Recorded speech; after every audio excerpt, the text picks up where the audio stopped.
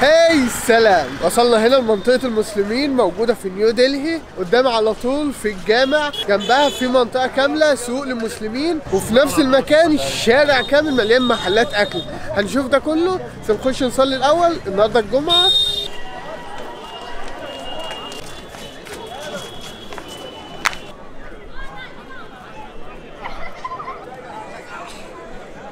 دخلنا الجامع، شايفين كمية المسلمين الموجودين هنا يا جماعة؟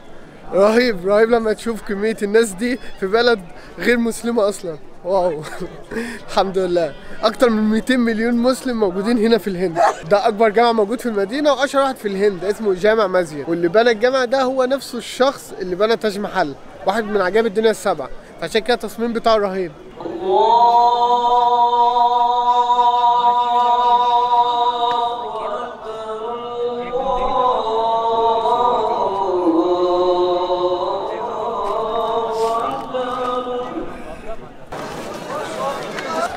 أول ما بتخرج من الجامعة بعد الصلاة،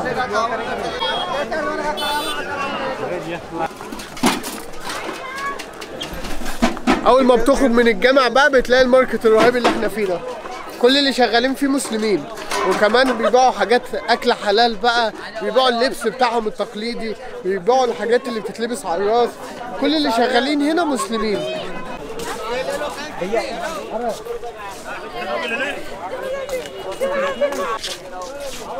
السلام عليكم. وعليكم السلام. How much on this? One plate, 50 rupees. 50 rupees. Yeah. Can I get one? One plate. One plate. One plate, okay? I sit here? Sit down. Okay. What's this? The chicken? chicken. Beef. بيف حلال بيف. Halal beef. حلال بيف، الحمد لله. وقفنا عند الراجل ده ناكل لحمة، بيعمل السياخ لحمة. What's his name? My name is Muhammad Aslam. محمد عبد السلام. This right? الناس هنا عسل.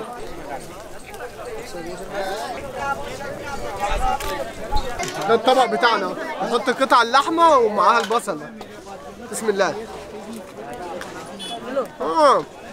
Very good. Very good. तुम्हारा कितना था? شكلها عامل ازاي؟ سو سبايسي، طعمها رهيب. انت يا شيخ محمد.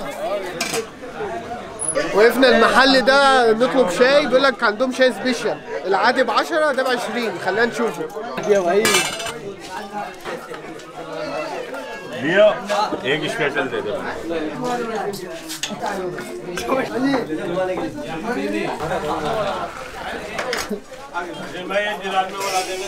وقفنا في محل جنب الشارع نجرب شاي، بس ده بيقولوا عليه شاي سبيشال بقى، مش الشاي العادي.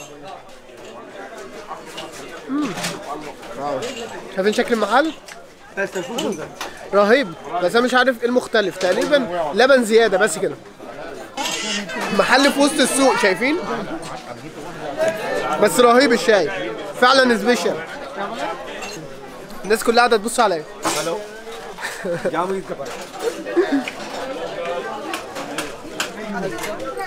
Good chai. Where are you from? I'm from Egypt. We actually I was predicted that you are from Egypt. عارف ان انا من مصر. ومنطقة مسلمين بقى، فكل المكان بيبيع اكل حلال، سهل تلاقي اللبس بتاعهم، الطريقة اللي بيلبسوها دي، كل حاجة حواليك هنا هتلاقيها دينية. بس موضوع اكل حلال هنا اللي كتير ده اللي رهيب، بالذات بقى انك صعب اصلا تلاقي اكل حلال هنا في الهند. متخيلين ان دي مش لغتهم اصلا يا جماعة؟ قرآن، ما اصلا ما بيعرفوش يتكلموا عربي، ما بيعرفوش غير القرآن. هذا من فضل ربي. مكتوب تحت بالأردن، يعني يعتبر الترجمة بتاعتهم. آيات قرآنية. اقرأ بسم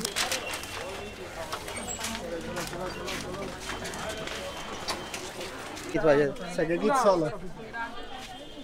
وتكملة يعني للموضوع عربي، فبيبيعوا شيشة.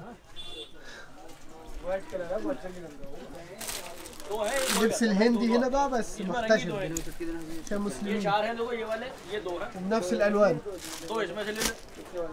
Wedding suit Karachi लखनऊ भी कराई।